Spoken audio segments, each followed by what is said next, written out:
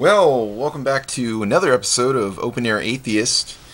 And today I thought we'd, take a look at the good book and see what kind of moral values we can glean from it. Shall we? Let's take a look at the Christian Bible, the Christian Holy Book. And, you know what? Let's start in Exodus. Exodus 22, beginning in verse 18. You shall not permit a sorceress to live. Wow.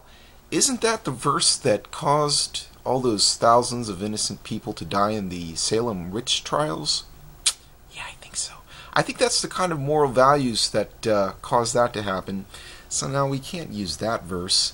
What about whoever lies with an animal shall be put to death? Well, I agree lying with an animal sexually is pretty sick, but putting someone to death for that? It's a little harsh. Whoever sacrifices to any god other than the Lord alone shall be devoted to destruction. You know, that's just wrong on so many levels.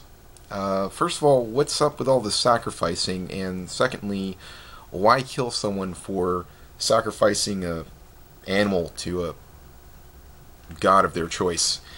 So anyways, we obviously can't find morality there. Well, what about the book of Joshua? Why don't we go to Joshua here and see what it says? Alright, let's, Joshua 8:24. When Israel had finished killing all the inhabitants of Ai in the open wilderness where they pursued them, and all of them to the very last had fallen by the edge of the sword, all Israel returned to Ai and struck it down with the edge of the sword. And all fell that day, both men, women, children, 12,000, all the people of Ai. Only the livestock and the spoil of the city Israel took as their plunder, according to the word of the Lord that he commanded Joshua. So you see here, God is sanctioning ethnic cleansing, murder, outright murder, of men, women, children, 12,000 of them, and he's also down with these people taking plundering these people's possessions, which is theft. So I would say no, in this passage we can't glean morality either. Well, let's try somewhere else. I mean, maybe I'm just, not looking in the right place. Oh, wait a minute. Let's go to Judges. Yeah, there we go. All right. You're going to love this story, folks. As they were making their hearts merry, behold, the men of the city, worthless fellows, surrounded the house, beating on the door, and they said to the old man, the master of the house, bring out the man, that we may know him. That's awesome. Bring out the man that we may know him. The master of the house went out to the men and said to them, no, my brothers, do not act this so wickedly, since this man has come into my house. Do not do this vile thing. Behold, here are my virgin daughters, and his concubine. Let me bring them out now. Violate them, and do with them what seems good to you. But against this man, do not do outrageous things. Does this seem like morality that we should live by here in the non-Bronze Age era? I think not.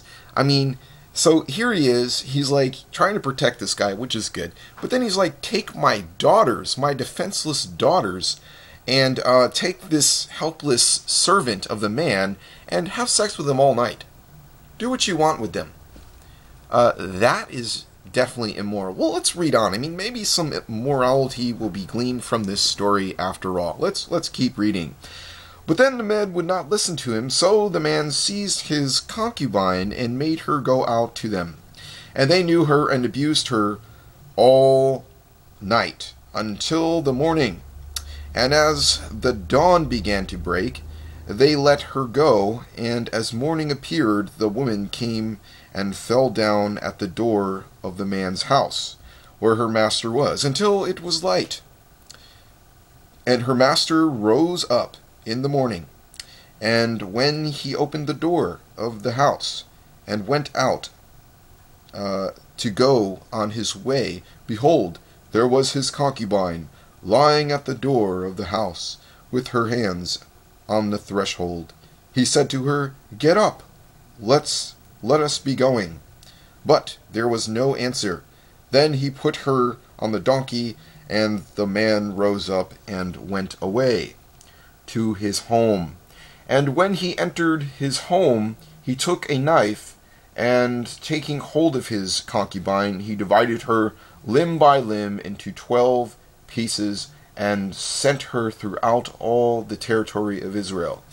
So, not only was this woman raped by all these people, that he, pretty much, he took her and threw her outside and allowed these people to rape her all night.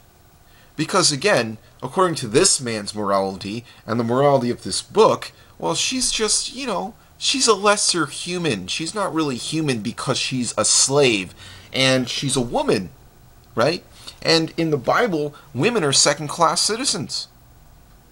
And so anyways, he doesn't even come out knowing that she's been abused and raped all night. He doesn't come out like, oh, you poor thing, let's take you inside and nurse your wounds and see what we can do to help you. No, it's, come on, let's be going. Like she's just some sort of, tool or some sort of, inanimate object. Like she's just not less than human. This is morality. This is where we're supposed to glean our morality from. We're supposed to glean examples of how to be moral from the Christian Holy Book? I think not. Then he doesn't even have the decency to give her a burial. He cuts her and divides her and sends her pieces to the four corners of Israel. This is barbarically insane. And anyone who would live by such a moral code is sick. This is disgusting. But in the New Testament, even we see that women are treated as second-class citizens. 1 Corinthians 14:34, women should keep silent in the church and should ask their husbands questions. They shouldn't speak in the church. This is disgusting. And also then you look in Revelation in the New Testament and you think, well, hey, it's in the New Testament. It's got to be a little bit of improvement. But no, God's throwing people into hell. Yeah. Sounds like more like the concept of Satan. Yeah. Anyways, thanks for watching, and don't die.